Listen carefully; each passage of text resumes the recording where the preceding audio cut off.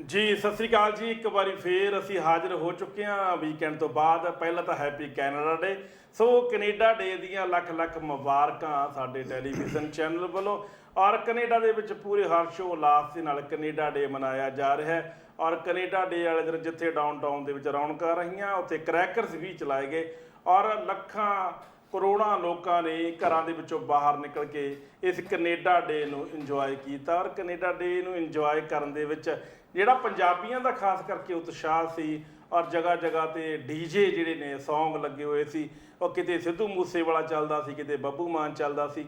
ਸੋ ਇਹਨਾਂ ਗੀਤਾਂ ਦੇ ਨਾਲ ਰੁਸ਼ਨਾਇਆ ਗਿਆ, ਚਾਹੇ ਉਹ ਵੈਨਕੂਵਰ ਦਾ ਏਰੀਆ ਹੋਵੇ, ਚਾਹੇ ਟੋਰਾਂਟੋ ਦਾ ਏਰੀਆ ਹੋਵੇ, ਚਾਹੇ ਉਹ ਵਿਨੀਪੈਗ, ਕਿਊਬਿਕ, ਕੈਨੇਡਾ ਦਾ ਚੱਪੇ ਚੱਪੇ 'ਤੇ ਹਰ ਸ਼ਹਿਰ ਦੇ ਵਿੱਚ ਕੈਨੇਡਾ ਡੇ, ਕੈਨੇਡਾ ਡੇ ਜਿਹੜਾ ਹੈਗਾ ਉਹ ਬੜੀ ਧੂਮਧਾਮ ਦੇ ਨਾਲ ਮਨਾਇਆ ਗਿਆ। ਔਰ ਸਾਡੇ ਵੱਲੋਂ ਵੀ, ਮੇਰੇ ਵੱਲੋਂ, ਲਹਿਲ ਸਾਹਿਬ ਵੱਲੋਂ ਵੀ ਕੈਨੇਡਾ ਡੇ ਦੀਆਂ ਲੱਖ ਲੱਖ ਮੁਬਾਰਕਾਂ। ਲਹਿਲ ਸਾਹਿਬ ਤੁਸੀਂ ਪਹਿਲਾਂ ਮੁਬਾਰਕਾਂ ਦਿਓ, ਫਿਰ ਆਪਾਂ ਸ਼ੋਅ ਸ਼ੁਰੂ ਕਰਦੇ ਹਾਂ। ਗਿੱਲ ਸਾਹਿਬ, ਸਾਰੇ ਜਿਹੜੇ ਕੈਨੇਡਾ ਵਾਸੀ ਨੇ, ਜਿੱਥੋਂ ਜਿੱਥੋਂ ਵੀ ਆਣ ਕੇ ਉੱਥੇ ਰਹੇ ਨੇ, ਜਾਂ ਕੈਨੇਡਾ ਦੇ ਜਿਹੜੇ ਬੇਸਿਕਲੀ ਵਾਸੀ ਨੇ, ਉਹਨਾਂ ਸਾਰਿਆਂ ਨੂੰ ਕੈਨੇਡਾ ਡੇ ਦੇ ਉੱਤੇ ਲੱਖ ਲੱਖ ਸਾਡੇ ਵੱਲੋਂ ਮੁਬਾਰਕਾਂ।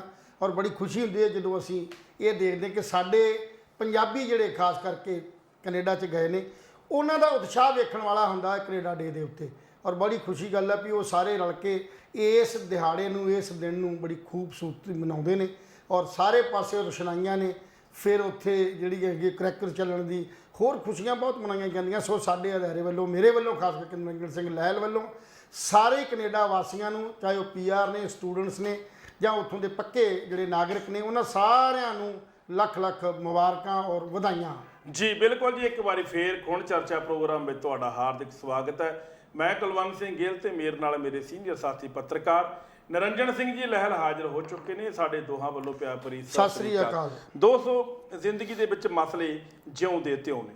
ਔਰ ਜਿਹੜਾ ਸੈਸ਼ਨ ਸੀ ਸਾਡਾ ਉਹ ਸਮਾਪਤ ਹੋ ਚੁੱਕਿਆ ਹੈ। ਔਰ ਸੈਸ਼ਨ ਭਗਵੰਤ ਮਾਨ ਦੀ ਸਰਕਾਰ ਦੇ ਮੁਤਾਬਕ ਬਹੁਤ ਵਧੀਆ ਰਿਹਾ, ਪਰ ਵਿਰੋਧੀ ਧਿਰ ਦੇ ਮੁਤਾਬਕ ਇਹ ਸੈਸ਼ਨ ਜ਼ੀਰੋ ਰਿਹਾ। ਹਰ ਵਾਰ ਹੁੰਦਾ ਆਇਆ ਹੈ, ਜਦੋਂ ਕਾਂਗਰਸੀ ਸਰਕਾਰ ਸੀ ਉਦੋਂ ਅਕਾਲੀ ਦਲ ਕਹਿੰਦਾ ਸੀ ਵੀ ਇਹ ਸੈਸ਼ਨ ਜ਼ੀਰੋ ਹੈ। ਜਦੋਂ ਅਕਾਲੀਆਂ ਦੀ ਸਰਕਾਰ ਸੀ ਉਦੋਂ ਕਾਂਗਰਸ ਕਹਿ ਰਹੀ ਸੀ ਜ਼ੀਰੋ ਹੈ। ਪਰ ਅੱਜ ਜਿਹੜਾ ਹੈਗਾ ਉਹ ਆਮ ਆਦਮੀ ਪਾਰਟੀ ਦਾ ਸੈਸ਼ਨ ਸੀ ਤੇ ਕਾਂਗਰਸ ਪਾਰਟੀ ਨੇ ਕਿਹਾ ਕਿ ਇਹ ਸੈਸ਼ਨ ਬਿਲਕੁਲ ਜ਼ੀਰੋ ਰਿਹਾ। ਜ਼ੀਰੋ ਕਿਵੇਂ ਰਿਹਾ ਇਹਦੀ ਆਪਾਂ ਪੜਚੋਲ ਕਰਾਂਗੇ। ਔਰ ਕੁੱਲ ਮਿਲਾ ਕੇ ਭਗਵੰਤ ਮਾਨ ਦੇ ਜਿਹੜੇ ਐਲਾਨ ਸੀ, ਭਗਵੰਤ ਮਾਨ ਨੇ ਜਿਹੜੀ ਗਰੰਟੀ, ਬਿਜਲੀ ਜਿਹੜੀ ਮਾਫੀ ਦੀ ਗਰੰਟੀ ਸੀ ਪਹਿਲੀ, ਉਹ ਪੂਰੀ ਕਰ ਦਿੱਤੀ। ਇਹਦੇ ਵਿੱਚ ਭਗਵੰਤ ਮਾਨ ਦੀ ਸਰਕਾਰ ਵਧਾਈ ਦੀ ਪਾਤਰ ਹੈ। ਔਰ 300 ਯੂਨਿਟ ਪ੍ਰਤੀ ਘਰ ਹਰ ਮਹੀਨੇ, ਜਾਣੀ ਕਿ 2 ਮਹੀਨੇ ਦਾ ਬਿੱਲ ਆਉਂਦਾ, 600 ਯੂਨਿਟ ਬਿਜਲੀ ਜਿਹੜੀ ਹੈ ਉਹ ਬਿਲਕੁਲ ਫ੍ਰੀ ਦੇਣ ਜਾ ਰਹੇ ਨੇ।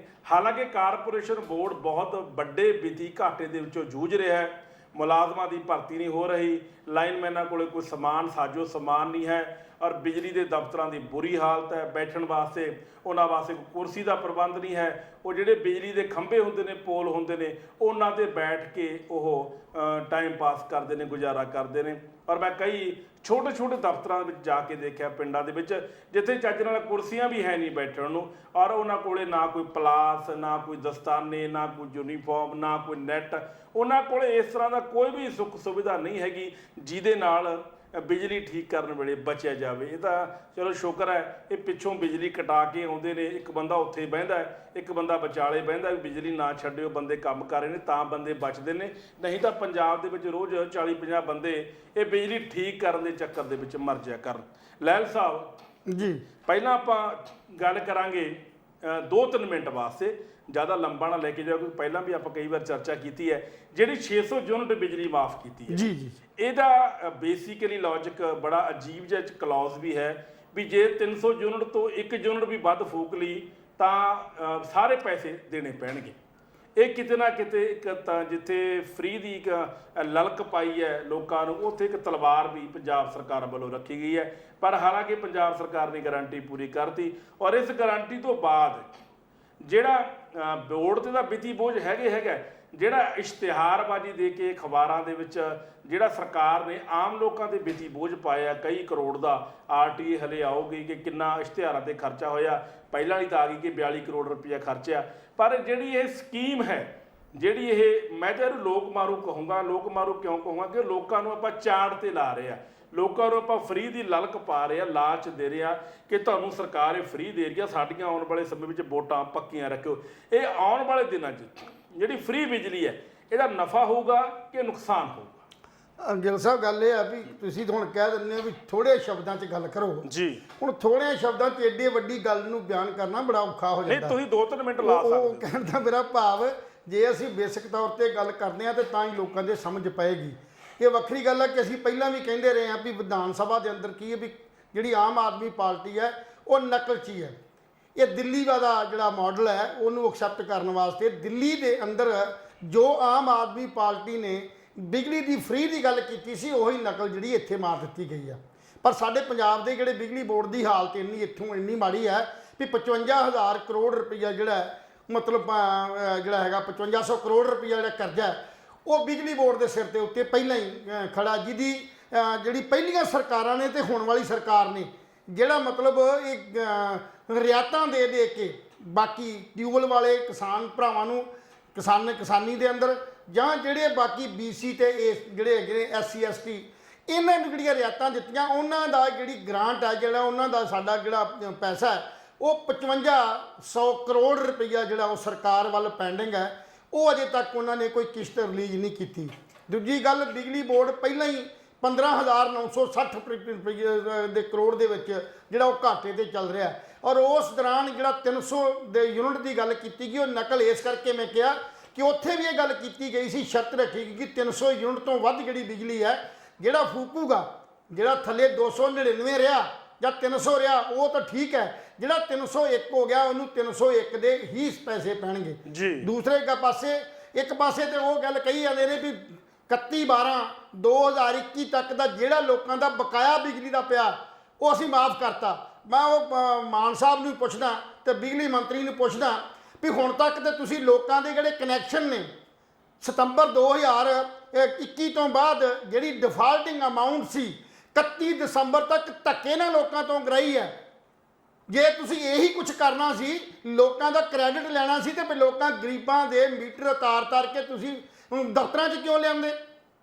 ਮੀਟਰ ਤਾਂ ਤੁਸੀਂ ਪਹਿਲਾਂ ਹੀ ਤਾਰ ਲਏ, ਪੈਸੇ ਤਾਂ ਤੁਸੀਂ ਪਹਿਲਾਂ ਕਰਾ ਲਏ ਤੇ ਹੁਣ ਤੁਸੀਂ ਮਾਫ ਦੀ ਗੱਲ ਕਰਦੇ ਹੋ ਤੇ ਸਿਰਫ ਇਹ ਅਖਬਾਰਾਂ ਨੂੰ ਸ਼ੋਅ ਬਣਾਉਣ ਲਈ ਜਾਂ ਲੋਕਾਂ ਦਾ ਭਰੋਸਾ ਜਿੱਤਣ ਲਈ, ਜਿਨ੍ਹਾਂ ਲੋਕਾਂ ਨੂੰ ਇਹ ਪਤਾ ਹੀ ਨਹੀਂ ਹੈ ਕਿ ਕਿਹੜੇ ਲੋਕਾਂ ਦੇ ਕਨੈਕਸ਼ਨ ਕੱਟੇ ਗਏ ਜਿਹੜੀ ਉਹਨਾਂ ਦੀ ਪੈਂਡਿੰਗ ਅਮਾਉਂਟ ਸੀ ਔਰ ਸਾਰੀ ਪੈਂਡਿੰਗ ਅਮਾਉਂਟ ਜਿਹੜੀ ਹੈ ਉਹ ਤੁਸੀਂ 31/12 ਤੱਕ ਗਿਰਾ ਲਈ ਗਈ ਸੀ। ਸੋ ਇਸ ਕਰਕੇ ਇਹ ਇੱਕ ਪਖੰਡ ਵਾਲੀ ਗੱਲ ਹੈ। ਤੀਜੀ ਗੱਲ ਰਹੀ ਯੂਨਿਟਾਂ ਦੀ ਵੀ ਬਿਜਲੀ ਬੋਰਡ ਪਹਿਲਾਂ ਹੀ ਘਾਟੇ 'ਚ। ਕੁਲਵੰਤ ਗਿੱਲ ਜੀ ਨੇ ਗੱਲ ਦੱਸੀ ਹੈ, ਆਮ ਪਤਾ ਮੈਂ ਲਗਾਤਾਰ 1.5 ਸਾਲ ਤੋਂ ਇਹ ਗੱਲ ਕਰਦਾ ਆ ਰਿਹਾ ਵੀ ਬਿਜਲੀ ਬੋਰਡ ਦੇ ਕੋਲੋਂ ਬਿਜਲੀ ਨੂੰ ਚਲਾਉਣ ਲਈ, ਸਿਸਟਮ ਨੂੰ ਚਲਾਉਣ ਲਈ ਕੋਈ ਗੱਡੀ ਦਾ ਪ੍ਰਬੰਧ ਨਹੀਂ। ਇੱਥੋਂ ਤੱਕ ਈਵਨ ਦੈਨ ਜਿਹੜੀ 10 ਰੁਪਏ ਦੀ ਕਾਲੀ ਟੇਪ ਹੈ ਉਹ ਲਿਆਉਣ ਦਾ ਇਹਨਾਂ ਕੋਲ ਸਟੋਰਾਂ 'ਚ ਨਹੀਂ ਹੈ, ਕੰਡਕਟਰ ਸਟੋਰਾਂ 'ਚ ਨਹੀਂ ਹੈ, ਟਰਾਂਸਫਾਰਮ ਜਿਹੜੇ ਓਵਰਲੋਡ ਹੋ ਚੁੱਕੇ ਨੇ ਉਹ ਸੜੇ ਜਾ ਰਹੇ ਨੇ। ਇਹ ਤਾਂ ਚੰਗੀ ਗੱਲ ਹੈ ਬਿਜਲੀ ਬੋਰਡ ਲਈ ਤੇ ਮਾਨ ਸਾਹਿਬ ਵਾਸਤੇ ਵੀ ਰੱਬ ਜਿਹੜਾ ਉਹ ਮਿਹਰਬਾਨ ਹੋ ਗਿਆ ਤੇ ਰੱਬ ਨੇ ਜਿਹੜਾ ਉਹ ਮੀਂਹ ਪਾਤਾ, ਮੀਂਹ ਦੇ ਨਾਲ ਜਿਹੜੀ ਆ ਕੰਜ਼ੰਪਸ਼ਨ ਘਟ ਗਈ। ਨਹੀਂ ਤਾਂ ਇੰਨੇ ਦਿਨਾਂ 'ਚ ਇੰਨੀ ਮੰਦੀ ਹਾਲਤ ਹੋ ਜਾਣੀ ਸੀ ਵੀ ਲੋਕੀ ਤਰਾਸ ਕਰਦੇ, ਰਾਤਾਂ ਤੇ ਦਿਨ ਨੂੰ ਸੜਕਾਂ ਜਾਮ ਕਰਨੀਆਂ ਸੀ। ਇਹ ਤਾਂ ਕੁਦਰਤੀ ਕਿਸਮਤ ਵਾਲੀ ਗੱਲ ਹੈ ਵੀ ਰੱਬ ਨੇ ਮਿਹਰ ਕੀਤੀ ਤੇ ਸਾਡੇ ਜਿਹੜੀ ਉਹ ਬਾਰਿਸ਼ ਪੈ ਕੇ ਉਹ ਕੰਜ਼ੰਪਸ਼ਨ ਜਿਹੜੀ ਘਟ ਗਈ, ਕਿਸਾਨੀ ਨੂੰ ਜਿਹੜਾ ਉਹ ਰਾਹਤ ਮਿਲ ਗਈ, ਮੌਸਮ ਤਬਦੀਲੀ ਆ ਗਈ। ਪਰ ਆਉਣ ਵਾਲੇ ਸਮੇਂ 'ਚ ਇਦਾਂ ਦਾ ਹੋਣ ਵਾਲਾ ਨਹੀਂ ਆ। ਆਉਣ ਵਾਲੇ ਸਮੇਂ 'ਚ ਜਿਸ ਢੰਗ ਦਾ ਬਿਜਲੀ ਬੋਰਡ ਦੇ ਅਦਾਰੇ ਨੂੰ ਚਲਾਉਣ ਦੀ ਗੱਲ ਕੀਤੀ ਜਾ ਰਹੀ ਹੈ ਨਾ, ਨਾਨ ਟੈਕਨੀਕਲ ਬੰਦੇ ਜਿਨ੍ਹਾਂ ਨੂੰ ਬਿਜਲੀ ਬੋਰਡ ਦਾ ਐਕਸਪੀਰੀਅੰਸ ਨਹੀਂ ਹੈ, ਜਿਨ੍ਹਾਂ ਨੂੰ ਕਿਸੇ ਗੱਲ ਦਾ ਪਤਾ ਹੀ ਨਹੀਂ ਹੈ, ਉਹ ਬਿਜਲੀ ਬੋਰਡ ਦੇ ਅਦਾਰੇ ਨੂੰ ਚਲਾ ਰਹੇ ਨੇ। ਸੋ ਇਸ ਕਰਕੇ ਮੈਂ ਗਿੱਲ ਸਾਹਿਬ ਨੇ ਪਹਿਲਾਂ ਵੀ ਕਿਹਾ ਕਿ ਬਿਜਲੀ ਬੋਰਡ ਦਾ ਅਦਾਰਾ ਜਿਹੜਾ ਆਉਣ ਵਾਲੇ ਕੁਝ ਸਮੇਂ 'ਚ ਐਸੇ ਸਾਲ ਦੇ ਵਿੱਚ ਜਿਹੜਾ ਚੜ੍ਹਿਆ ਸਾਲ ਇਹਦੇ 'ਚ ਇਹਦੀ ਪ੍ਰਾਈਵੇਟਾਈਜੇਸ਼ਨ ਹੋ ਜਾਏਗੀ, ਕਿਉਂਕਿ ਪ੍ਰਾਈਵੇਟਾਈਜੇਸ਼ਨ ਵਾਸਤੇ ਇਹ ਜਿਹੜਾ ਮੁਫਤ ਵਾਲਾ ਕੰਮ ਚਲਾਇਆ ਗਿਆ ਨਾ ਇਹ ਸਿਰਫ ਉਸੇ ਪਾਸੇ ਨੂੰ ਜਿਹੜਾ ਜਾ ਰਿਹਾ। ਚੰਡੀਗੜ੍ਹ ਦਾ ਪਹਿਲਾਂ ਕਰ ਚੁੱਕੇ ਨੇ। ਚੰਡੀਗੜ੍ਹ ਦੀ ਤੇ ਦੁਖਾਂਤ ਇਹ ਸੀ ਵੀ ਚੰਡੀਗੜ੍ਹ ਦਾ ਮੁਨਾਫੇ 'ਚ ਜਾ ਰਿਹਾ ਸੀ, ਪੰਜਾਬ ਦਾ ਬਿਜਲੀ ਬੋਰਡ ਤੇ ਘਾਟੇ 'ਚ ਜਾ ਹੀ ਰਿਹਾ ਕਿਉਂਕਿ ਸਿਆਸੀ ਸਾਡੀਆਂ ਪਾਰਟੀਆਂ ਨੇ ਆਪਣੀਆਂ ਵੋਟਾਂ ਪੱਕੀਆਂ ਕਰਨ ਵਾਸਤੇ ਇਸ ਬਿਜਲੀ ਬੋਰਡ ਨੂੰ ਜਿਹੜਾ ਇੱਕ ਆਧਾਰ ਬਣਾ ਲਿਆ, ਲੋਕਾਂ ਦੀਆਂ ਵੋਟਾਂ ਲੈਣ ਵਾਸਤੇ ਫ੍ਰੀ ਦੀਆਂ ਗੱਲ ਕਰਤੀ। ਪਰ ਸਰਕਾਰ ਨੇ ਆਪਣੇ ਖਜ਼ਾਨੇ 'ਚੋਂ ਕੋਈ ਪੈਸਾ ਨਹੀਂ ਇੱਧਰ ਦਿੱਤਾ, ਕੋਈ ਗ੍ਰਾਂਟ ਨਹੀਂ ਦਿੱਤੀ।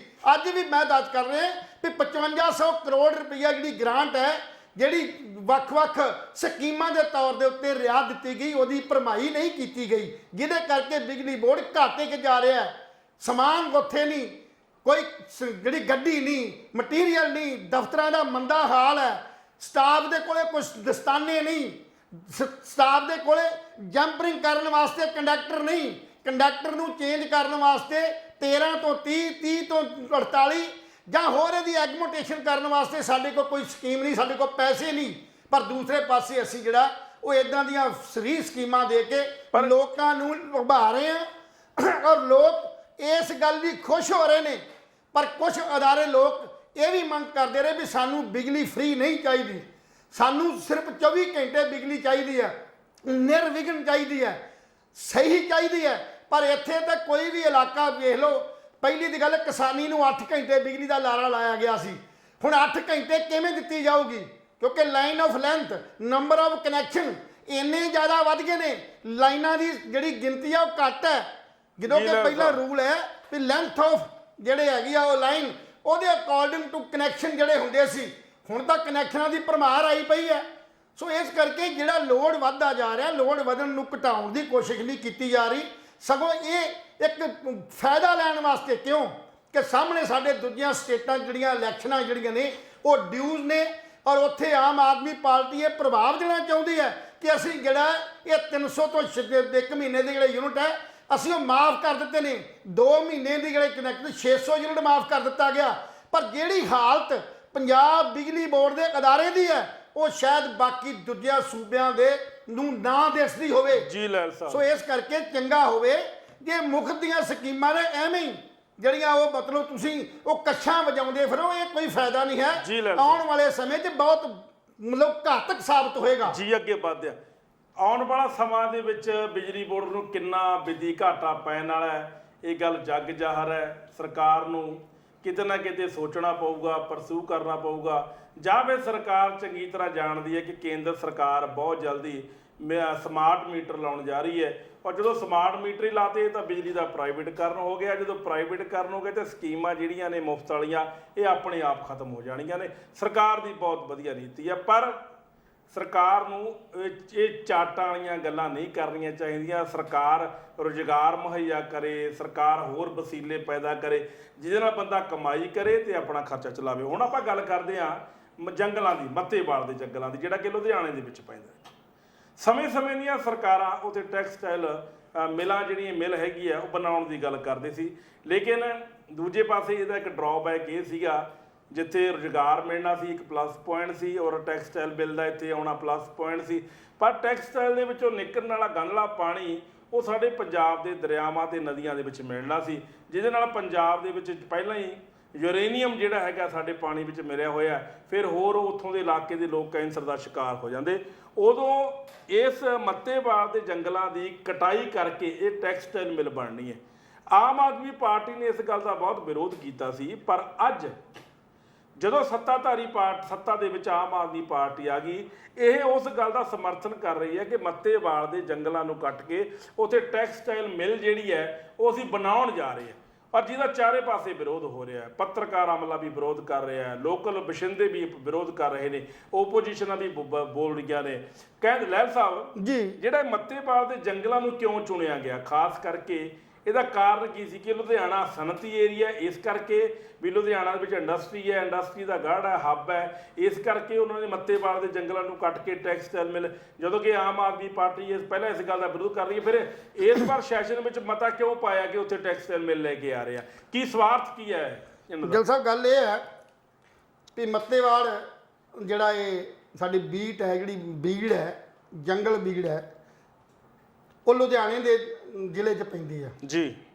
ਤਾਂ ਪਿਛਲੇ ਸਮੇਂ 'ਚ 407 ਏਕੜ ਦੇ ਵਿੱਚ ਇਹ ਜਿਹੜਾ ਜੰਗਲ ਹੈ, ਤੇ ਸੈਂਟਰ ਗਵਰਨਮੈਂਟ ਦੀ ਪਿਛਲੇ ਲੰਮੇ ਸਮੇਂ ਤੋਂ ਇੱਕ ਪਾਲਿਸੀ ਸੀ ਵੀ ਪੰਜਾਬ ਨੂੰ ਜਿਹੜਾ ਇੰਡਸਟਰੀਅਲ ਹੱਬ ਬਣਾਉਣ ਵਾਸਤੇ ਉਹਨਾਂ ਨੇ ਇਹ ਜਿਹੜੀ ਜ਼ਮੀਨ ਜਿਹੜੀ ਇਹ ਚੁਣੀ ਗਈ ਸੀ ਮੱਤੇਵਾੜਾ ਦੇ ਜੰਗਲਾਂ ਦੀ ਜ਼ਮੀਨ, ਜਿਸ 'ਚ 716 ਤੋਂ ਕਰੀਬ ਵੱਧ ਹੋ ਸਕਦੇ ਨੇ ਏਕੜ ਜ਼ਮੀਨ ਜਿਹੜੀ ਆ ਉੱਥੋਂ ਦੀ ਅਕਵਾਇਰ ਕੀਤੀ ਗਈ ਸੀ ਕਿਸਾਨਾਂ ਦੀ। ਜੀ ਜਦੋਂ ਕਿਸਾਨਾਂ ਦੀ ਜ਼ਮੀਨ ਅਕਵਾਇਰ ਕੀਤੀ ਜਾ ਰਹੀ ਸੀ ਤਾਂ ਉਦੋਂ ਵੀ ਕਿਸਾਨਾਂ ਨੇ ਇਹਦੇ ਖਿਲਾਫ ਜਿਹੜੀ ਮੂਵਮੈਂਟ ਵਿੱਢਣ ਦੀ ਕੋਸ਼ਿਸ਼ ਕੀਤੀ ਸੀ।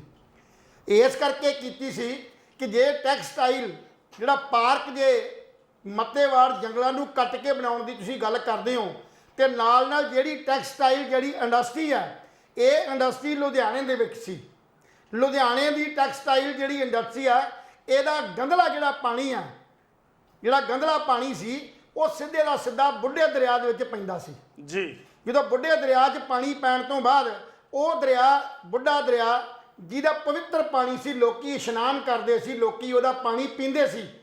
ਪਰ ਜਿਸ ਵੇਲੇ ਇਹ ਇੰਡਸਟਰੀ ਜਿਹੜੀ ਆ ਆਪਣਾ ਗੰਧਲਾ ਪਾਣੀ ਸੁੱਟਣ ਦੀ ਕੋਸ਼ਿਸ਼ ਕੀਤੀ ਜਾਂ ਕਰ ਰਹੇ, ਅੱਜ ਵੀ ਕਰ ਰਹੇ ਨੇ, ਤੇ ਉੱਥੋਂ ਬੁੱਢੇ ਦਰਿਆ ਦੇ ਕੋਲੋਂ ਲੰਘਣਾ ਨੱਕ ਫੜ ਕੇ ਜਾਂ ਨੱਕ ਨੂੰ ਬੰਦ ਕਰਕੇ ਜਾਂ ਰੁਮਾਲ ਲੈਣ ਤੋਂ ਬਿਨਾਂ ਉੱਥੋਂ ਕੋਈ ਲੰਘ ਨਹੀਂ ਸਕਦਾ।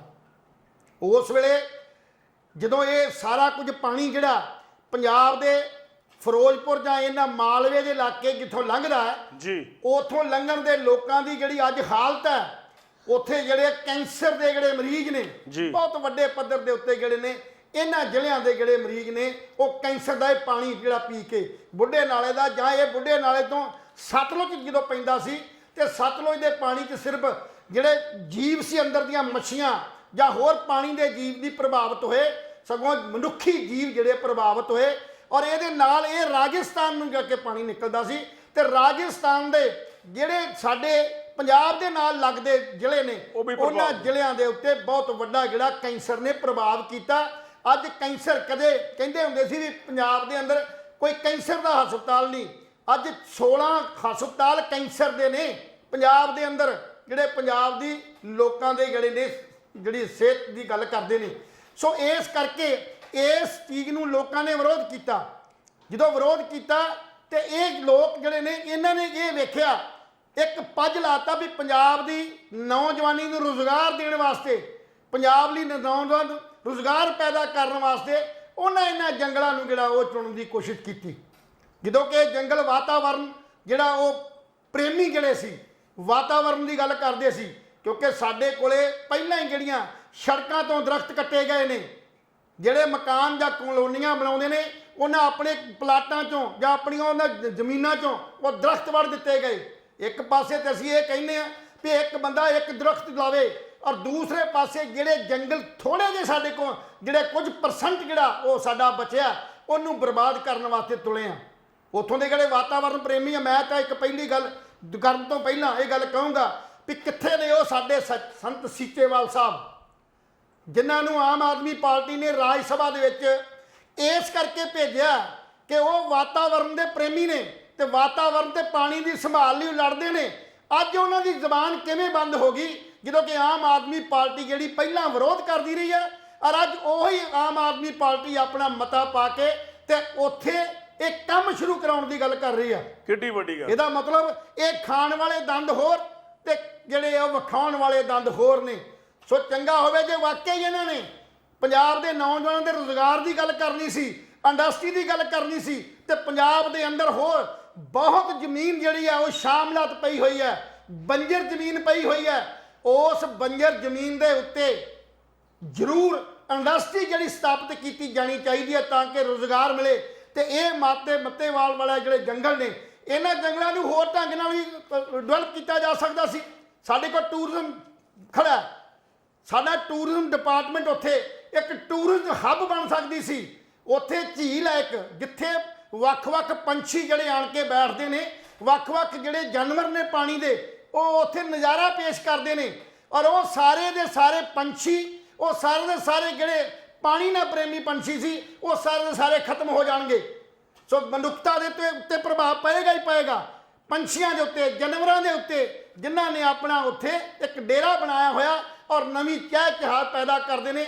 ਉਹਨਾਂ ਸਾਰਿਆਂ ਦਾ ਰੁਜ਼ਗਾਰ ਤੇ ਭਾਵੇਂ ਮਿਲੇ ਕਿ ਨਾ ਮਿਲੇ, ਪਰ ਉਹ ਸਤਿਆਨਾਸ਼ ਹੋ ਜਾਵੇਗਾ। ਸੋ ਸਾਡੀ ਇਹ ਅਸੀਂ ਹਮੇਸ਼ਾ ਹੀ ਪੰਜਾਬ ਸਰਕਾਰ ਨੂੰ ਤਰਕ ਦੇ ਆਧਾਰ ਤੇ ਗੱਲ ਕਰਦੇ ਹਾਂ ਕਿ ਅੱਜ ਜਿਹੜੇ ਵਾਤਾਵਰਨ ਪ੍ਰੇਮੀ ਨੇ ਜਾਂ ਉੱਥੋਂ ਦੀਆਂ ਸੁਸਾਇਟੀਆਂ ਨੇ ਜਾਂ ਜਿਹੜੇ ਉੱਥੋਂ ਦੇ ਲੋਕ ਨੇ, ਉਹਨਾਂ ਲੋਕਾਂ ਨੇ ਆਪਣੀਆਂ ਐਕਸ਼ਨ ਕਮੇਟੀਆਂ ਬਣਾ ਕੇ ਸੰਘਰਸ਼ ਵਿੱਢਣ ਦੀ ਕੋਸ਼ਿਸ਼ ਕੀਤੀ ਆ, ਤੇ ਅਸੀਂ ਉਸ ਸੰਘਰਸ਼ਕਾਰੀ ਬੰਦਿਆਂ ਦੇ ਹਮਾਇਤੀ ਹਾਂ। ਸੋ ਚੰਗਾ ਹੋਵੇ ਕਿ ਸਰਕਾਰ ਨੇ ਵਾਕਈ ਕੋਈ ਇੰਡਸਟਰੀ ਹੱਬ ਡਿਵੈਲਪ ਕਰਨੀ ਹੈ, ਤੇ ਉਹ ਮੱਤੇ ਵਾਲੇ ਜੰਗਲਾਂ ਨੂੰ ਛੱਡ ਕੇ ਬਾਕੀ ਪੰਜਾਬ ਦੇ ਅੰਦਰ ਜਿੱਥੇ ਸਾਡੇ ਕੋਲ ਸਰਪਲਸ ਜ਼ਮੀਨ ਪਈ ਹੋਈ ਆ, ਬੰਜਰ ਜ਼ਮੀਨ ਪਈ ਹੋਈ ਆ, ਉਸ ਜ਼ਮੀਨ ਨੂੰ ਅਕਵਾਇਰ ਕਰਕੇ ਉੱਥੇ ਜਿਹੜੀ ਹੱਬ ਕ੍ਰੀਏਟ ਕੀਤੀ ਜਾਵੇ, ਔਰ ਨਾਲ ਉਸ ਗੰਦਲੇ ਪਾਣੀ ਨੂੰ ਕਿਸੇ ਨਹਿਰ ਜਾਂ ਕਿਸੇ ਹੋਰ ਦਰਿਆ 'ਚ ਨਾ ਪਾਇਆ ਜਾਵੇ, ਸਾਡਾ ਸਤਲੁਜ ਦਰਿਆ ਜਿਹੜਾ ਪਵਿੱਤਰ ਦਰਿਆ ਸੀ, ਜਿਹਨੂੰ ਗੰਧਲਾ ਕਰ ਦਿੱਤਾ ਗਿਆ। ਸੋ ਇਸ ਪਾਣੀ ਨੂੰ ਰੀਚਾਰਜ ਕਰਨ ਵਾਸਤੇ ਧਰਤੀ ਦੇ ਅੰਦਰ ਸੁੱਟਿਆ ਜਾਵੇ। ਇੰਡਸਟਰੀ ਨੂੰ ਪ੍ਰਦੂਸ਼ਣ ਡਿਪਾਰਟਮੈਂਟ ਇਸ ਢੰਗ ਦੀ ਕਿਸੇ ਵੀ ਕਿਸਮ ਦੀ ਜਿਹੜੀ ਆ ਪ੍ਰਵਾਨਗੀ ਨਾ ਦੇਵੇ, ਜਦ ਤੱਕ ਉਹ ਇਸ ਗੰਦਲੇ ਪਾਣੀ ਦਾ ਪ੍ਰਬੰਧ ਕਰਕੇ ਕਿਤੇ ਨਾ ਕਿਤੇ ਇਹਦਾ ਸੋਰਸਸ ਜਿਹੜੇ ਉਹ ਪੈਦਾ ਕੀਤੇ ਜਾਣ, ਫਿਰ ਜਾ ਕੇ ਜੇ ਆਪਾਂ ਇਹਨੂੰ ਖੋਲ੍ਹਦੇ ਨਹੀਂ ਆ। ਪਰ ਜਿਹੜੀ ਮੱਤੇਵਾੜ ਵਾਲਾ ਜੰਗਲਾਂ ਦੀ ਜਿਹੜੀ ਗੱਲ ਹੈ, ਇਹਨੂੰ ਬਰਬਾਦ ਕਰਕੇ ਤੁਸੀਂ ਟੈਕਸਟਾਈਲ ਦੇ ਸ਼ੁਰੂ ਕਰਦੇ ਹੋ, ਤੇ ਸਾਰੇ ਦਾ ਸਾਰਾ ਜਿਹੜਾ ਪਾਣੀ ਹੈ ਉਹ ਉੱਥੇ ਦਰਿਆ ਦੇ ਕੰਢੇ ਤੇ ਆ, ਸਤਲੁਜ ਦਰਿਆ ਦੇ ਕੰਢੇ ਤੇ ਆ। ਉਹ ਵੀ ਖਾਸ ਕਰਕੇ ਦੱਸ ਦਈਏ ਵੀ ਉਹ ਵੀ ਸਤਲੁਜ ਦਰਿਆ ਦੇ ਕੰਢੇ ਦੇ ਉੱਤੇ ਆ, ਜਿਹੜੇ ਪਾਣੀ ਨੂੰ ਗੰਦਲਾ ਕਰਕੇ 2 ਸਟੇਟਾਂ ਦੇ ਲੋਕਾਂ ਨੂੰ ਕੈਂਸਰ ਦੇ ਵੱਲ ਹੋਰ ਪ੍ਰੇਰਿਤ ਕੀਤਾ ਜਾਵੇਗਾ। ਲਹਿਲ ਸਾਹਿਬ, ਇੱਕ ਹੋਰ ਵੀ ਗੱਲ ਹੈਗੀ ਹੈ ਜੀ, ਇਹਨਾਂ ਨੇ ਸੋਚੀ ਸਮਝੀ ਸਾਜ਼ਿਸ਼ ਤਹਿਤ ਨਾ ਪਹਿਲਾਂ ਦੀ ਕਾਂਗਰਸ ਸਰਕਾਰ ਟੈਕਸਟਾਈਲ ਮਿਲ ਉੱਥੇ ਬਣਾਉਣ ਦਾ ਕਿਉਂ ਸੋਚਿਆ? ਕਿਉਂਕਿ ਪਾਣੀ ਨੂੰ ਸਭ ਤੋਂ ਵੱਡੀ ਗੱਲ ਪਤਾ ਕੀ ਹੁੰਦੀ ਹੈ, ਜਦੋਂ ਕੋਈ ਫੈਕਟਰੀ ਲੱਗਦੀ ਹੈ ਉਹਦੇ ਪਾਣੀ ਦੀ ਨਿਕਾਸੀ ਕਿੱਥੇ ਕੀਤੀ ਜਾਵੇ, ਪਾਣੀ ਕਿੱਥੇ ਕੱਢਿਆ ਜਾਵੇ। ਇਹ ਇਸੇ ਕਰਕੇ ਲੋਕ ਨਾ ਨਦੀਆਂ ਨਾਲਿਆਂ ਦੇ ਕੋਲੇ ਫੈਕਟਰੀਆਂ ਲਾਉਂਦੇ ਨੇ ਤਾਂ ਜੋ ਸਾਡਾ ਜਿਹੜਾ ਗੰਦਾ ਪਾਣੀ ਹੈ ਉਹ ਨਦੀਆਂ ਵਿੱਚ ਰੁੜ ਸਕੇ। ਸੋ ਬੜੀ ਬੈਡ ਗੱਲ ਹੈ। ਮੈਂ ਤਾਂ ਭਗਵਾਨ ਇੱਕ ਗੱਲ ਹੋਰ ਮੈਂ ਕਹਾਂ ਵੀ ਸੰਤ ਸੀਚੇਵਾਲ ਸਾਹਿਬ ਨੂੰ ਇਸ ਕਰਕੇ ਆਪਾਂ ਜਿਹੜਾ ਉਹ ਰਾਜ ਸਭਾ 'ਚ ਭੇਜਿਆ ਸੀ, ਪਰ ਅੱਜ ਰਾਜ ਸਭਾ ਦੇ ਵੱਲੋਂ ਜਾਂ ਸੀਚੇਵਾਲ ਸਾਹਿਬ ਵੱਲੋਂ ਇਹਦੇ ਖਿਲਾਫ ਆਵਾਜ਼ ਨਹੀਂ ਚੁੱਕੀ ਗਈ। ਪਰ ਉੱਥੋਂ ਦੇ ਜਿਹੜੇ ਲੋਕ ਵਾਤਾਵਰਣ ਪ੍ਰੇਮੀ ਨੇ, ਜਿਨ੍ਹਾਂ ਦੀਆਂ ਜਥੇਬੰਦੀਆਂ ਨੇ, ਉਹਨਾਂ ਨੇ ਕੱਲ ਸੀਚੇਵਾਲ ਸਾਹਿਬ ਦੇ ਉੱਤੇ ਬਹੁਤ ਵੱਡੇ ਦੋਸ਼ ਲਾਏ ਨੇ ਕਿ ਇਹਨਾਂ ਨੇ ਪੁਰਾਣੀਆਂ ਜ਼ਮੀਨਾਂ ਜਿਹੜੀਆਂ ਵੇਚ ਕੇ ਆਪਣੀ ਜੇਬ 'ਚ ਪਾਏ ਨੇ ਪੈਸੇ, ਔਰ ਉਹ ਇਨਵੈਸਟੀਗੇਸ਼ਨ ਦੀ ਮੰਗ ਕਰ ਰਹੀਆਂ ਨੇ। ਸੋ ਕਹਿਣ ਦਾ ਜਿਹੜਾ ਭਾਵ ਹੈ ਕਿ ਅਸੀਂ ਜਿਸ ਵੀ ਬੰਦੇ ਨੂੰ ਪੰਜਾਬ ਦੀ ਰਾਜ ਸਭਾ 'ਚ ਜਾਂ ਲੋਕ ਸਭਾ 'ਚ ਭੇਜਦੇ ਆ, ਉਹ ਇਸ ਕਰਕੇ ਨਹੀਂ ਭੇਜਦੇ ਵੀ ਤੁਸੀਂ ਉੱਥੋਂ ਫੰਡ ਲਵੋ ਜਾਂ ਉੱਥੋਂ ਤਨਖਾਹ ਲਵੋ ਜਾਂ ਸੁੱਖ ਆਰਾਮ ਲਵੋ। ਅਸੀਂ ਇਸ ਕਰਕੇ ਚੁਣ ਕੇ ਭੇਜਦੇ ਆ ਵੀ ਪੰਜਾਬ ਦੇ ਅੰਦਰ ਕਿਸੇ ਵੀ ਕਿਸਮ ਦੀ ਜਦੋਂ ਇਦਾਂ ਦੀ ਕੋਈ ਧੱਕੇਸ਼ਾਹੀ ਹੁੰਦੀ ਆ ਜਾਂ ਪੰਜਾਬ ਨੂੰ ਬਰਬਾਦ ਕਰਨ ਵਾਲੇ ਪਾਸੇ ਸਾਡੀਆਂ ਸਰਕਾਰਾਂ ਜਾਂਦੀਆਂ ਨੇ ਜਾਂ ਪੰਜਾਬ ਦੇ ਖਿਲਾਫ ਕੋਈ ਫੈਸਲੇ ਕਰਦੀਆਂ ਨੇ, ਤੇ ਪੰਜਾਬ ਦੇ ਅੰਦਰ 2 ਸਾਡੇ ਸਦਨ ਨੇ ਹਿੰਦੁਸਤਾਨ ਦੇ ਅੰਦਰ, ਪਾਰਲੀਮੈਂਟ ਤੇ ਲੋਕ ਸਭਾ, ਉੱਥੇ ਆਪਣੀ ਜਿਹੜੀ ਆਵਾਜ਼ ਬੁਲੰਦ ਕਰਨ। ਪਰ ਅੱਜ ਦੀ ਡੇਟ ਤੱਕ ਸੀਚੇਵਾਲ ਸਾਹਿਬ ਨੇ ਇਹ ਜਿਹੜੀ ਜ਼ਬਾਨ ਹੈ ਜਾਂ ਇਹ ਜਿਹੜਾ ਵਾਤਾਵਰਣ ਪ੍ਰੇਮੀ ਹੋਣ ਦਾ ਸਬੂਤ ਨਹੀਂ ਦਿੱਤਾ। ਸੋ ਇਸ ਕਰਕੇ ਸੀਚੇਵਾਲ ਸਾਹਿਬ ਨੂੰ ਸਾਡੀ ਬੇਨਤੀ ਹੈ ਕਿ ਰਾਜ ਸਭਾ 'ਚ ਇਸ ਗੱਲ ਦੇ ਉੱਤੇ ਮਤਾ ਰੱਖਣ ਔਰ ਇਸ ਗੱਲ ਦੇ ਉੱਤੇ ਜ਼ੋਰ ਦੇ ਕੇ ਇਸ ਪ੍ਰੋਜੈਕਟ ਨੂੰ ਕਿਸੇ ਹੋਰ ਥਾਂ ਸ਼ਿਫਟ ਕਰਨ ਦੀ ਗੱਲ ਜ਼ਰੂਰ ਕਰਨ, ਪਰ ਮੱਤੇਵਾਲ ਵਾਲਾ ਜੰਗਲ ਜਿਹੜਾ ਇਹਨੂੰ ਬਰਬਾਦ ਨਾ ਕੀਤਾ ਜਾਵੇ ਔਰ ਇਹਨੂੰ ਜਿਹੜੀ ਟੂਰਿਜ਼ਮ ਹੱਬ ਬਣਾ ਕੇ ਇੱਥੇ ਜਿਹੜੇ ਦੂਜਾ ਪਾਰਕ ਬਣਾ ਕੇ, ਝੀਲ ਬਣਾ ਕੇ ਇੱਥੇ ਲੋਕਾਂ ਨੂੰ ਇਸ ਪਾਸੇ ਕਨਵਰਟ ਕੀਤਾ ਜਾਵੇ। ਕਈ ਕਿਸਮ ਦੇ ਹੱਬ ਬਣ ਸਕਦੇ ਨੇ, ਇੰਸਟੀਚਿਊਟ ਬਣ ਸਕਦੀ ਆ, ਉੱਥੇ ਸਕੂਲਿੰਗ ਦੇ ਬਣ ਸਕਦੇ ਨੇ, ਹਸਪਤਾਲ, ਨਰਸਿੰਗ ਜਿਹੜਾ ਕਾਲਜ ਬਣ ਸਕਦਾ, ਸਭ ਕੁਝ ਹੋ ਸਕਦਾ, ਸਿਵਾਏ ਕਿ ਇਹਦੇ ਵਿੱਚ ਗੰਦਲਾ ਪਾਣੀ ਇਸ ਤੇ ਨਾ ਜਾਵੇ। ਪ੍ਰਦੂਸ਼ਣ ਜਿਹੜਾ ਲੋਕਾਂ ਨੂੰ ਨੁਕਸਾਨ ਪਹੁੰਚਾਉਂਦਾ, ਉਸ ਢੰਗ ਦੀ ਜਿਹੜੀ ਹੈ ਜੰਗਲ ਨੂੰ ਬਰਬਾਦ ਕਰਕੇ ਜੰਗਲ ਐਟ ਰਵੇ। ਔਰ ਉਸ ਜੰਗਲ ਨਾਲ ਸੰਬੰਧਿਤ ਜਿੰਨੀਆਂ ਵੀ ਹੋਰ ਸਕੀਮਸ ਹੈਗੀਆਂ ਨੇ, ਅੱਛੀਆਂ ਸਕੀਮ ਜਿਹੜੀਆਂ ਵਾਤਾਵਰਣ ਨੂੰ ਦੂਸ਼ਣਾ ਕਰਦੀਆਂ ਹੋਣ, ਇਦਾਂ ਦੀਆਂ ਕੋਈ ਇੰਡਸਟਰੀ ਲੈ ਕੇ ਉੱਥੇ ਆਓ, ਇਦਾਂ ਦਾ ਪ੍ਰੋਜੈਕਟ ਲੈ ਕੇ ਆਓ ਜਿਹਦੇ ਨਾਲ ਨੌਜਵਾਨਾਂ ਨੂੰ ਰੁਜ਼ਗਾਰ ਵੀ ਮਿਲੇ ਤੇ ਲੋਕਾਂ ਦਾ ਮਨੋਰੰਜਨ ਵੀ ਹੁੰਦਾ ਰਹੇ ਔਰ ਲੋਕਾਂ ਨੂੰ ਠੰਡੀ ਤੇ ਮਿੱਠੀ ਜਿਹੜੀ ਆ ਸਾਫ਼ ਸੁਥਰੀ ਹਵਾ ਮਿਲਦੀ ਰਹੇ ਔਰ ਪਾਣੀ ਦਾ ਜਿਹੜਾ ਨਿਕਾਸ ਹੈ ਅੱਗੇ ਵੱਧਦਾ ਰਹੇ ਔਰ ਪਾਣੀ ਜਿਹੜਾ ਸ਼ੁੱਧ ਮਿਲਦਾ ਰਹੇ। ਸਰਕਾਰਾਂ ਵਧੀਆ ਕੰਮ ਵੀ ਕਰ ਰਹੀਆਂ ਨੇ, ਅਸੀਂ ਐਪਰੀਸ਼ੀਏਟ ਵੀ ਕਰ ਰਹੇ ਹਾਂ ਭਗਵੰਤ ਮਾਨ ਸਾਹਿਬ ਨੂੰ। ਇਸ ਸਮੇਂ ਪੰਜਾਬ ਸਰਕਾਰ ਦੀ ਡੰਡੇ ਕਰਕੇ, ਦਹਿਸ਼ਤ ਕਰਕੇ ਪੁਲਿਸ ਪ੍ਰਸ਼ਾਸਨ ਵੀ ਸੁਧਰਦਾ ਹੋਇਆ ਨਜ਼ਰ ਆ ਰਿਹਾ ਹੈ। ਹਰ ਰੋਜ਼ ਤਸਕਰਾਂ ਦੀ ਫੜੋ ਫੜੀ ਹੈ, ਪੁਲਿਸ ਬੜੀ ਚਕੰਨੀ ਹੋ ਗਈ, ਲੋਕ ਰਿਸ਼ਵਤ ਲੈਣ ਤੋਂ ਡਰਦੇ ਨੇ। ਪਹਿਲੀ ਗੱਲ ਤਾਂ ਪੰਜਾਬ ਦੇ ਵਿੱਚ ਹਰ ਬੰਦਾ ਅੱਜ ਭਗਵੰਤ ਮਾਨ ਦੀ ਗੱਲ ਕਰਦਾ ਹੈ। ਜਿਹੜੇ ਠੱਗ ਚੋਰ ਨੇ ਉਹ ਭਗਵੰਤ ਮਾਨ ਤੋਂ ਦੁਖੀ ਨੇ, ਜਿਹੜੇ ਇਮਾਨਦਾਰ ਨੇ ਉਹ ਭਗਵੰਤ ਮਾਨ ਤੋਂ ਖੁਸ਼ ਬਹੁਤ ਨੇ। ਜਿਹੜੇ ਵੱਡੇ ਅਫਸਰ ਬਿਊਰੋਕਰੈਟਸ ਨੇ ਉਹ ਭਗਵੰਤ ਮਾਨ ਤੋਂ ਦੁਖੀ ਨੇ, ਜਿਹੜੇ ਲਾਲਚੀ ਕਿਸਮ ਦੇ ਨੇ, ਜਿਹੜੇ ਆਮ ਜਨਤਾ ਉਹ ਭਗਵੰਤ ਮਾਨ ਤੋਂ ਖੁਸ਼ ਹੈ। ਆਪਾਂ ਸੰਗਰੂਰ ਦੀ ਗੱਲ ਨਾ ਕਰੀ ਕਿ ਉੱਥੇ ਵੋਟ ਬੈਂਕ ਡਿੱਗ ਪਿਆ, ਉਹ ਐਪੀਸੋਡ ਕੁਛ ਹੋਰ ਹੋ ਗਿਆ। ਖੈਰ, ਲੇਕਿਨ ਜਿੱਥੇ ਭਗਵੰਤ ਮਾਨ ਸਾਹਿਬ ਦੀ ਤਾਰੀਫ ਕਰਨੀ ਬਣਦੀ ਹੈ ਉੱਥੇ ਬਿਲਕੁਲ ਭਗਵੰਤ ਮਾਨ ਸਾਹਿਬ ਨੇ ਪਰਸੋਂ ਸਦਨ ਦੇ ਵਿੱਚ ਲਹਿਲ ਸਾਹਿਬ ਇੱਕ ਗੱਲ ਕਹੀ ਵੀ ਦੁਨੀਆ ਅਮਰੀਕਾ ਤੇ ਪਹੁੰਚ ਗਈ ਜੀ, ਸਾਡੇ ਕੋਲੋਂ ਪੰਜਾਬ ਦੇ ਵਿੱਚ ਹਜੇ ਸੀਵਰੇਜ ਪ੍ਰਣਾਲੀ ਲੋਟ ਨਹੀਂ ਆਈ, ਅਸੀਂ ਪ੍ਰੋਪਰ ਸੀਵਰੇਜ ਨਹੀਂ ਪਾ ਸਕੇ। ਸਰਕਾਰਾਂ ਕਾਂਗਰਸੀਆਂ ਵੀ ਆਈਆਂ, ਅਕਾਲੀਆਂ ਦੀਆਂ ਵੀ ਆਈਆਂ, ਫਿਰ ਬੈਂਸ ਸਾਹਿਬ ਨੇ ਕਿਹਾ ਉਹ ਮਾਈਨਿੰਗ ਤੋਂ ਪੈਸੇ ਆਉਣ ਦਾ ਇੱਕ ਡਾਟਾ ਦੱਸਣ ਲੱਗ ਗਏ ਜਿਹੜਾ ਕਿ ਆਰਟੀਆਈ ਤੋਂ ਮੰਗਵਾਇਆ। ਟੋਟਲ 5 ਸਾਲਾਂ ਦੇ ਵਿੱਚ 1000 ਕਰੋੜ ਰੁਪਇਆ ਕਮਾਇਆ ਮਾਈਨਿੰਗ ਤੋਂ, ਲੇਕਿਨ ਘਪਲਾ ਕਿੰਨਾ ਕੀਤਾ ਕਾਂਗਰਸ ਸਰਕਾਰ ਨੇ 7000 ਕਰੋੜ ਦਾ। ਇਹ ਵੀ ਬਹੁਤ ਵੱਡੀ ਗੱਲ ਹੈ। ਖਹਿਰਾ ਸਾਹਿਬ ਨੂੰ ਕੋਈ ਜਵਾਬ ਨਹੀਂ ਆਇਆ। ਹਾਲਾਂਕਿ ਖਹਿਰਾ ਸਾਹਿਬ ਸੱਚ ਦੀ ਲੜਾਈ ਲੜਦੇ ਨੇ, ਮੈਂ ਐਪਰੀਸ਼ੀਏਟ ਕਰਦਾ। ਮੈਂ ਪਹਿਲਾਂ ਵੀ ਕਿਹਾ ਸੀ ਵੀ ਖਹਿਰਾ ਸਾਹਿਬ ਹੋ ਗਏ, ਤ੍ਰਿਪਤ ਰਜਿੰਦਰ ਬਾਜਵਾ ਹੋ ਗਏ, ਜਾਂ ਉੱਪਰ ਹੋਰ ਲੀਡਰ ਜਿਹੜੇ ਪ੍ਰਤਾਪ ਸਿੰਘ ਬਾਜਵਾ ਹੋ ਗਏ, ਇਹ ਵਧੀਆ ਗੱਲਾਂ ਕਰਦੇ ਨੇ, ਸੁਲਝੇ ਹੋਏ ਲੀਡਰ ਨੇ, ਪੁਰਾਣੇ ਲੀਡਰ ਨੇ। ਆਪਾਂ ਇਹਨਾਂ ਦੀ ਭਗਵੰਤ ਮਾਨ ਸਾਹਿਬ ਵੀ ਇਹਨਾਂ ਦਾ ਬਹੁਤ ਰਿਗਾਰਡ ਕਰਦੇ ਨੇ। ਮੈਂ ਦੇਖਿਆ ਸਦਨ ਦੀ ਕਾਰਵਾਈ 'ਚ ਬੜੇ ਸਲੀਕੇ ਦੇ ਨਾਲ, ਬੜੇ ਤਰੀਕੇ ਦੇ ਨਾਲ ਉਹ ਪੇਸ਼ ਆਉਂਦੇ ਨੇ। ਔਰ ਸਭ ਤੋਂ ਵਧੀਆ ਕਾਰਗੁਜ਼ਾਰੀ ਜਿਹੜੀ ਹੈ ਉਹ ਸਪੀਕਰ ਪੰਜਾਬ ਕੁਲਤਾਰ ਸਿੰਘ ਸੰਧਵਾ ਦੀ ਹੈ। ਐਡੀ ਵਧੀਆ ਪੋਲਾਈਟਲੀ ਲੈਂਗੁਏਜ, ਨਹੀਂ ਤਾਂ ਪਹਿਲਾਂ ਲਹਿਲ ਸਾਹਿਬ ਇਹ ਸਾਰੇ ਬਾਂਦਰਾਂ ਵਾਂਗੂ ਲੜਦੇ ਸੀ, ਪਰ ਹੁਣ ਉਹ ਲੜਾਈਆਂ ਨਹੀਂ ਹੋਈਆਂ। ਹੁਣ ਹਰ ਗੱਲ ਤੇ ਸੁਣੀ ਜਾਂਦੀ ਹੈ। ਹੁਣ ਮੌਕਾ ਦਿੱਤਾ ਜਾਂਦਾ ਪ੍ਰਤਾਪ ਸਿੰਘ ਬਾਜਵਾ ਨੂੰ, ਹੁਣ ਮੌਕਾ ਦਿੱਤਾ ਜਾਂਦਾ ਰਾਜਾ ਵੜਿੰਗ ਨੂੰ। ਆਪਾਂ ਅੱਗੇ ਚੱਲਦੇ ਹਾਂ, ਇਸ ਗੱਲ ਤੇ ਗੱਲ ਨਹੀਂ ਕਰਦੇ। ਹੁਣ ਅਗਨੀਪਥ ਯੋਜਨਾ ਦੇ ਵਿਰੁੱਧ ਪੰਜਾਬ ਸਰਕਾਰ ਨੇ ਮਤਾ ਪਾਇਆ ਇਹਦੇ ਖਿਲਾਫ ਜੀ। ਹਾਲਾਂਕਿ ਕੇਂਦਰ ਸਰਕਾਰ ਨੇ ਇਹਦੀ ਭਰਤੀ ਸ਼ੁਰੂ ਕਰਤੀ ਹੈ। ਅੱਜ ਦੀ ਖਬਰ ਹੈ ਕਿ ਹਵਾਈ ਫੌਜ ਆਪਣਾ ਜਲ ਸੈਨਾ ਦੇ ਵਿੱਚ ਕੇਂਦਰ ਸਰਕਾਰ ਨੇ ਨੌਜਵਾਨਾਂ ਦੀ 4 ਸਾਲ ਵਾਸਤੇ ਭਰਤੀ ਸ਼ੁਰੂ ਕਰਤੀ। ਨੌਜਵਾਨ ਵਿਚਾਰਾ ਕੀ ਕਰੇ, ਮਰਦਾ ਕੀ ਨਾ ਕਰਦਾ ਨਾ, ਕਹਿੰਦਾ ਵੀ ਉਹ ਗੱਲ ਹੈ, ਮਰਦੇ ਨੇ ਅੱਕ ਚੱਬਿਆ ਮੈਂ ਛੜੇ ਜੇਠ ਨਾਲ ਲਾਈਆਂ। ਜਿਹਦੇ ਘਰੇ ਹੁਣ ਰੋਟੀ ਨਹੀਂ ਪੱਕ ਰਹੀ ਉਹਨੂੰ ਐਂ ਚਲੋ 4 ਸਾਲ ਰੋਟੀ ਚੱਲ ਜੂ, ਹੈ ਨਾ। ਉਸ ਵਾਰ ਸੋਚਾਂਗੇ ਫਿਰ ਕੀ ਬਣਦਾ ਕੀ ਨਹੀਂ ਬਣਦਾ। ਚਲੋ ਭਰਤੀ ਸ਼ੁਰੂ ਹੋ ਗਈ, ਲੇਕਿਨ ਪੰਜਾਬ ਸਰਕਾਰ ਨੇ ਮਤਾ ਪਾਇਆ ਕਿ ਅਗਨੀਪਥ ਸਕੀਮ ਦਾ ਅਸੀਂ ਵਿਰੋਧ ਕਰਦੇ ਹਾਂ। ਪਰ ਲਹਿਲ ਸਾਹਿਬ ਜੀ ਪਹਿਲਾਂ ਵਾਲੇ ਮਤੇ ਕਿੱਥੇ ਗਏ, ਉਹਦੀ ਗੱਲ ਇਸ ਗੱਲ ਤੇ ਮੈਂ ਕੁਲਵੰਤ ਗਿੱਲ ਜੀ ਗੱਲ ਚਾਹੁੰਦਾ ਜੀ ਕਿ ਸਰਕਾਰਾਂ ਲੋਕਾਂ ਦੇ ਅੱਖਾਂ 'ਚ ਘੱਟਾ ਵੇਖੋ ਕਿੱਦਾਂ ਪਾਉਂਦੀਆਂ। ਸਦਨ ਦਾ ਸਹਾਰਾ ਲੈ ਕੇ ਆਪਣੀ ਗੱਲ ਜਿਹੜੀ ਹੈ ਉਹ ਸਿਰਫ ਕਾਗਜ਼ਾਂ ਤੱਕ ਸੀਮਿਤ ਕਰਦੀਆਂ ਨੇ ਜੀ।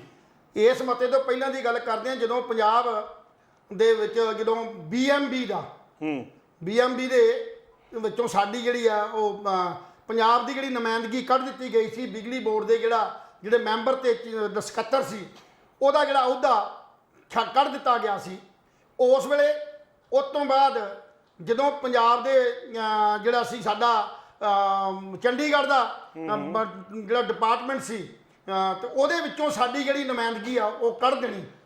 ਟੂਰਿਜ਼ਮ ਡਿਪਾਰਟਮੈਂਟ ਚੋਂ ਸਾਡੀ ਜਿਹੜੀ ਆ ਉਹ ਕੱਢ ਦਿੱਤੀ ਗਈ। ਉੱਥੇ ਸਾਡਾ ਵੀ 77 ਮੈਂਬਰ ਹੁੰਦਾ ਸੀ, ਐਮਡੀ ਸਾਡਾ ਹੁੰਦਾ ਸੀ ਟੂਰਿਜ਼ਮ ਜਿਹੜੀ ਸਿਟਕੋ 'ਚ ਖਾਸ ਕਰਕੇ, ਤੇ ਸਿਟਕੋ ਦੇ ਵਿੱਚੋਂ ਸਾਡੀ ਜਿਹੜੀ ਨੁਮਾਇੰਦਗੀ ਕੱਢ ਦਿੱਤੀ ਗਈ। ਤੀਜਾ ਫਿਰ ਪੰਜਾਬੀ ਯੂਨੀਵਰਸਿਟੀ ਦੇ ਜਦੋਂ ਕੇਂਦਰੀ ਯੂਨੀਵਰਸਿਟੀ ਕਰਨ ਲੱਗੇ ਸੀ ਉਦੋਂ ਉਹ ਕੱਢ ਦਿੱਤੀ ਗਈ। ਤੇ ਉਹਨਾਂ ਵਾਸਤੇ ਵੀ ਸਪੈਸ਼ਲ ਇੱਕ ਵਿਧਾਨ ਸਭਾ ਦਾ ਸੈਸ਼ਨ ਬੁਲਾਇਆ ਗਿਆ ਤੇ ਮਤਾ ਪਾਤਾ ਗਿਆ।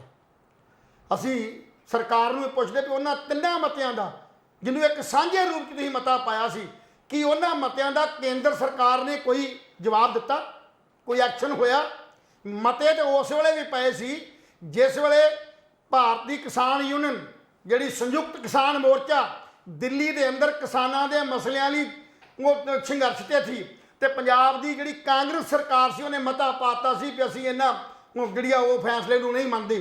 ਕੀ ਇੱਦਾਂ ਹੋਇਆ ਉਦੋਂ ਹੀ ਜਦੋਂ ਕਿਸਾਨ ਜਥੇਬੰਦੀਆਂ ਨੇ ਆਪਣੇ ਦਮ ਹੇਠ ਤਿੰਨੇ ਕਾਲੇ ਕਾਨੂੰਨ ਜਿਹੜੇ ਰੱਦ ਕਰਵਾਏ ਜੀ। ਤਾਂ ਫਿਰ ਇਹ ਜਿਹੜੇ ਅਗਨੀਪਥ ਵਾਲਾ ਜਿਹੜਾ ਹੈ ਇੱਕ ਨਵਾਂ ਸ਼ੋਸ਼ਾ ਛੱਡਤਾ ਵੀ ਅਸੀਂ ਇਹ ਮਤਾ ਪਾ ਕੇ ਵਿਰੋਧ ਕਰਦੇ ਹਾਂ।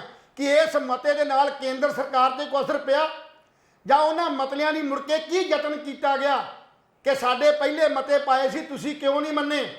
ਤੁਹਾਡੇ ਪੰਜਾਬ ਦੇ ਨੌਜਵਾਨ ਜਿਨ੍ਹਾਂ ਕੋਲ ਰੁਜ਼ਗਾਰ ਨਹੀਂ, ਰੋਟੀ ਨਹੀਂ, ਪੜ੍ਹੇ ਲਿਖੇ ਹੋਣ ਦੇ ਬਾਵਜੂਦ ਉਹਨਾਂ ਨੂੰ ਕੋਈ ਆਸ ਅਜੇ ਨਜ਼ਰ ਨਹੀਂ ਆਉਂਦੀ ਕਿ ਸਾਨੂੰ ਨੌਕਰੀ ਮਿਲੇਗੀ ਕਿ ਨਹੀਂ ਮਿਲੇਗੀ, ਤਾਂ ਉਹ ਕੀ ਨਾ ਕਰਨ।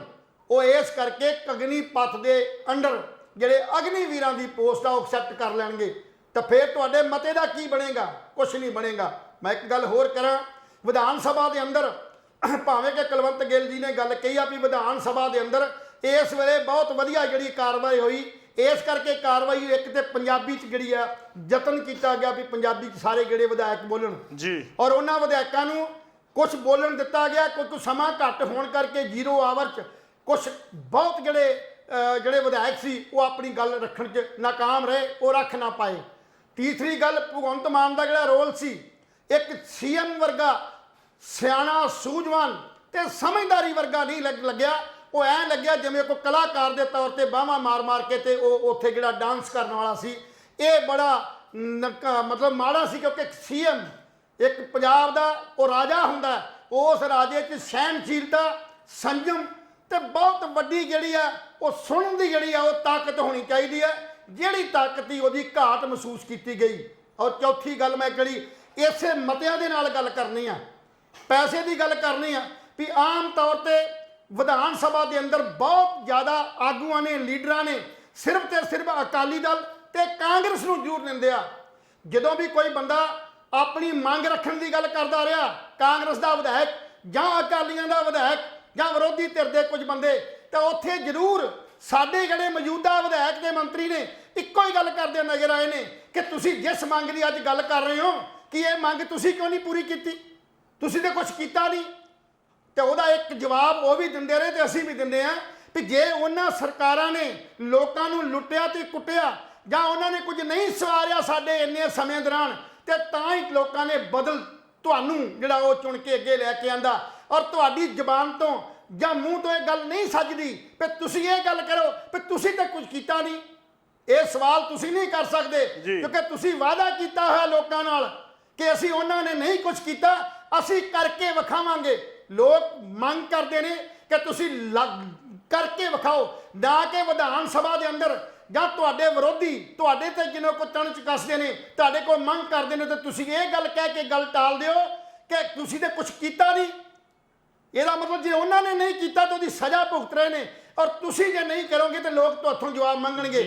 ਇੱਕ ਵਿਧਾਇਕ ਅਕਾਲੀ ਦਲ ਦਾ ਸੁੱਖੀ, ਡਾਕਟਰ ਸੁੱਖੀ, ਬਸ ਛੋਟੀ ਜਿਹੀ ਗੱਲ ਕਰਕੇ ਤੁਹਾਨੂੰ ਦਿੰਨਾ ਮੌਕਾ, ਉਹਦੀ ਗੱਲ ਜਦੋਂ ਵਿਧਾਨ ਸਭਾ 'ਚ ਆਪਣੀ ਗੱਲ ਰੱਖੀ ਤਾਂ ਵਿਧਾਨ ਸਭਾ 'ਚ ਉਹਨੇ ਇੱਕ ਗੱਲ ਜ਼ਰੂਰ ਕਹੀ ਕਿ ਸਾਡੀ ਵਿਧਾਨ ਸਭਾ ਦੇ ਸਾਡੇ ਜਿਹੜੀ ਸਾਡੀ ਸਰਕਾਰ ਹੈ ਉਹ ਐਮਐਲਏ ਨੂੰ ਚੋਰ ਤੇ ਮਤਲਬ ਨਗਨੱਲੇ ਸਮਝ ਦੀ ਗੱਲ ਕਰ ਰਹੀ ਹੈ, ਸਾਨੂੰ ਚੋਰ ਬਣਾਤਾ ਇਹਨਾਂ ਨੇ।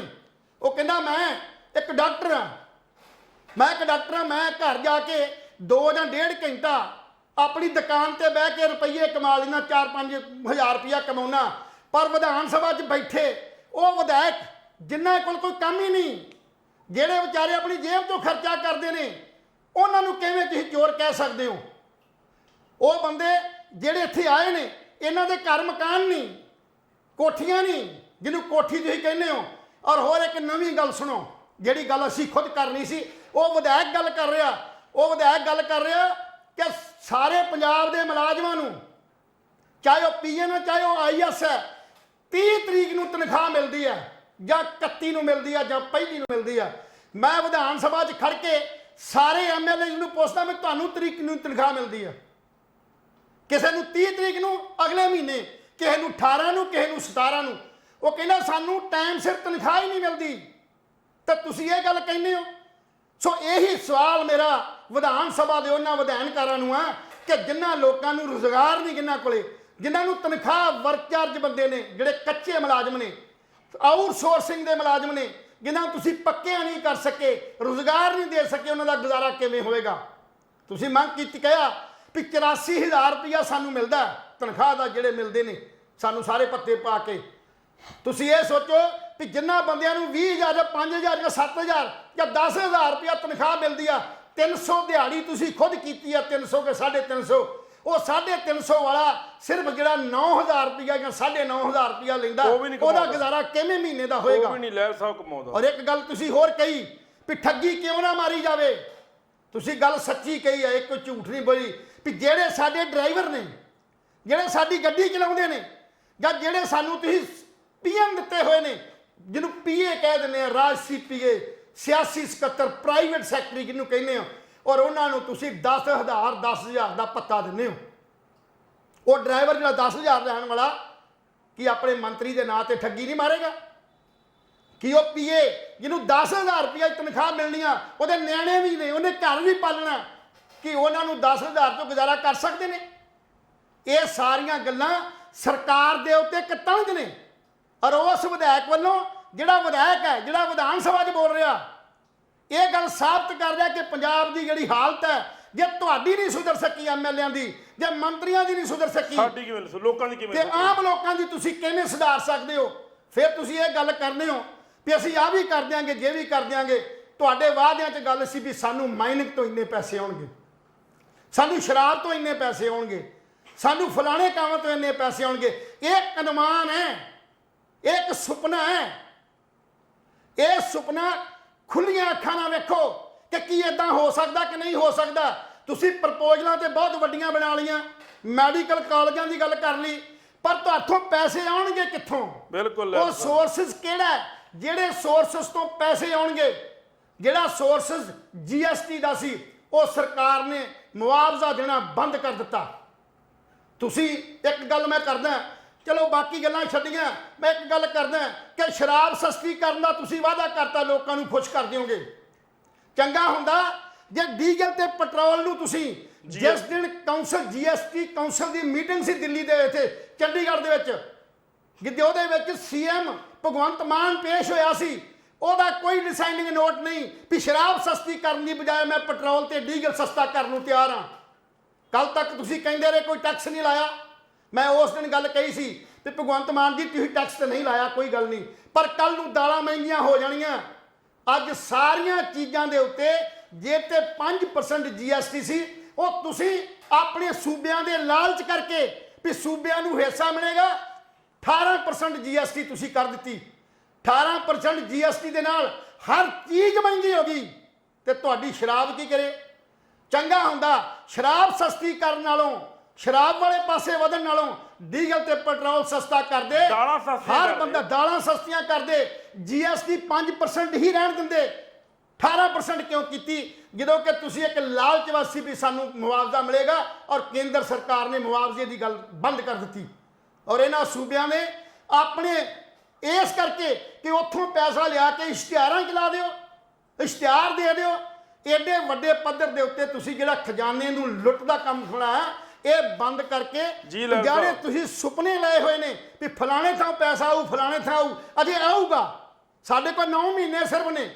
ਇਹ ਬਜਟ 9 ਮਹੀਨਿਆਂ ਦਾ, 9 ਮਹੀਨਿਆਂ ਦੇ ਅੰਦਰ ਕਿੰਨੀ ਤੁਸੀਂ ਕਾਮਯਾਬੀ ਕਰਦੇ ਹੋ? ਕਿਸੇ ਪੱਤਰਕਾਰ ਨੇ ਸਵਾਲ ਕੀਤਾ, ਤੁਹਾਡੇ ਇੱਕ ਜਿਹੜਾ ਡਿਬੇਟਰ ਸੀ, ਔਰ ਉਹ ਡਿਬੇਟਰ ਇਸ ਗੱਲ ਵੀ ਅਸੀਂ ਕਰਾਂਗੇ, ਅਸੀਂ ਆ ਵੀ ਕਰਾਂਗੇ, ਅਸੀਂ ਜੇ ਵੀ ਕਰਾਂਗੇ, ਤੇ ਉਹ ਪੱਤਰਕਾਰ ਉਹਨੂੰ ਕਹਿੰਦਾ ਵੀ ਕਰੋਗੇ ਜ਼ਰੂਰ, ਤੇ ਰੁਪਈਆ ਤੁਹਾਡੇ ਕੋਲ 100 ਹੈ, ਰੁਪਈਆ ਤੁਸੀਂ 100 ਜੇਬ 'ਚ ਪਾ ਕੇ ਤੁਰੇ ਹੋ, ਤੇ ਕਿਵੇਂ ਤੁਸੀਂ 10,000 ਦਾ ਸਮਾਨ ਖਰੀਦ ਰਹੇ ਹੋ? ਇਹਦਾ ਮਤਲਬ ਇਹ ਹੈ ਕਿ ਜਿਹੜਾ 3 ਲੱਖ ਕਰੋੜ ਰੁਪਈਆ ਪਹਿਲਾਂ ਸਾਡੇ ਸਿਰ ਤੇ ਚੜਿਆ, ਉਹਦੇ 'ਚ ਤੁਸੀਂ ਵਾਧਾ 10,000 ਕਰੋੜ ਦਾ ਕਰਜ਼ਾ ਲੈ ਕੇ ਹੋਰ ਕਰ ਦਿੱਤਾ, ਔਰ 35,000 ਕਰੋੜ ਰੁਪਈਏ ਦੀ ਪ੍ਰਪੋਜ਼ਲ ਕਰਜ਼ਾ ਲੈਣ ਦੀ ਤੁਹਾਡੀ। ਜਿਹੜੀ ਸਰਕਾਰ 45 ਕਰੋੜ ਰੁਪਈਆ, 45,000 ਕਰੋੜ ਰੁਪਈਆ ਇੱਕ ਸਾਲ 'ਚ ਕਰਜ਼ਾ ਲੈ ਰਹੀ ਹੈ, ਉਹ 5 ਸਾਲ 'ਚ ਕਿੰਨਾ ਕਰਜ਼ਾ ਲਏਗੀ? ਔਰ ਇਸ ਕਰਜ਼ੇ ਨੂੰ ਘਟਾਉਣ ਵਾਸਤੇ ਸਾਡੇ ਕੋਲ ਕੋਈ ਪ੍ਰਪੋਜ਼ਲ ਨਹੀਂ ਜੀ। ਸ਼ੁਕਰੀਆ। ਸੋ ਇਸ ਕਰਕੇ ਬਾਕੀ ਕੁਝ ਨਾ ਕਹਿੰਦੇ ਹੋਇਆ ਇਹੀ ਗੱਲ ਕਰਦੇ ਆ ਵੀ ਸਰਕਾਰਾਂ ਨੂੰ ਪਾਰਦਰਸ਼ਕ ਤੌਰ ਦੇ ਉੱਤੇ, ਜੇ ਵਿਧਾਨ ਸਭਾ ਦੇ ਅੰਦਰ ਤੁਸੀਂ ਪਾਰਦਰਸ਼ੀ ਕਰਕੇ ਲੋਕਾਂ ਨੂੰ ਆਪਣੀ ਕਾਰਵਾਈ TV ਰਾਹੀਂ ਵਿਖਾ ਰਹੇ ਹੋ, ਤੇ ਇਹ ਵੀ ਸੱਚੀ ਤੇ ਸੁੱਚੀ ਜਿਹੜੀ ਆ ਕਾਰਵਾਈ ਜਿਹੜੀ ਸਰਕਾਰ ਦੇ ਧਿਆਨ ਹੇਠ ਹੈ। ਜੀ ਲਾਲ ਸਾਹਿਬ, ਅਸੀਂ ਬਾਰ-ਬਾਰ ਕਹਿੰਦੇ ਆ ਵੀ ਸਰਕਾਰ ਐਲਾਨ ਘੱਟ ਕਰੇ, ਮੁਫਤ ਕੋਰ ਸਕੀਮਾਂ ਘੱਟ ਕਰੇ, ਰੁਜ਼ਗਾਰ ਪੈਦਾ ਕਰਨ ਵਾਸਤੇ ਕੋਈ ਯਤਨ ਕਰੇ। ਪਿੰਡਾਂ ਦੇ ਰੁਜ਼ਗਾਰ, ਜਿਹੜਾ ਪਿੰਡਾਂ ਦਾ ਰੁਜ਼ਗਾਰ ਹੈ, ਸਵੈ ਰੁਜ਼ਗਾਰ ਜਿਹਨੂੰ ਕਹਿ ਦਿੰਦੇ ਆ, ਉਸ ਰੁਜ਼ਗਾਰ ਨੂੰ ਉਪਰਾਲਾ ਕਰਨ ਵਾਸਤੇ, ਉੱਪਰ ਚੁੱਕਣ ਵਾਸਤੇ ਯਤਨ ਕੀਤੇ ਜਾਣ, ਤਾਂ ਕਿ ਨੌਜਵਾਨਾਂ ਦੇ ਹੱਥ ਜਦੋਂ ਰੁਜ਼ਗਾਰ ਆਏਗਾ ਤੇ ਸਰਕਾਰ ਨੂੰ ਵੀ ਜਿਹੜਾ ਉਹ ਰੈਵਨਿਊ ਆਏਗਾ, ਖਜ਼ਾਨਾ ਭਰੇਗਾ। ਅੱਗੇ ਚੱਲਦੇ ਆ।